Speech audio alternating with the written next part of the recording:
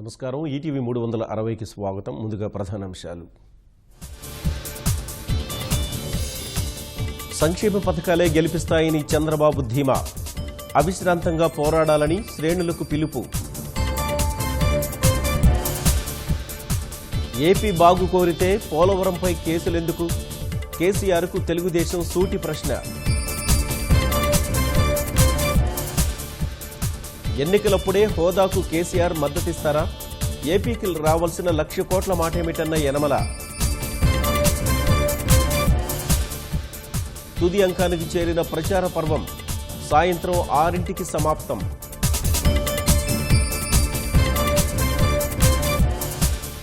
గెలుపు కోసం సర్వశక్తులొడ్డుతున్న అభ్యర్థులు నిర్విరామంగా ఓటర్లను ఆకట్టుకునే ప్రయత్నాలు.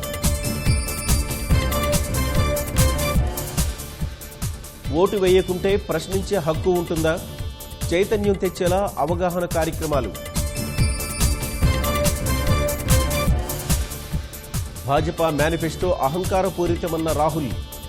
ఒంటరి వ్యక్తి గళాన్ని మాత్రమే వినిపిస్తోందని ఎద్దేవా.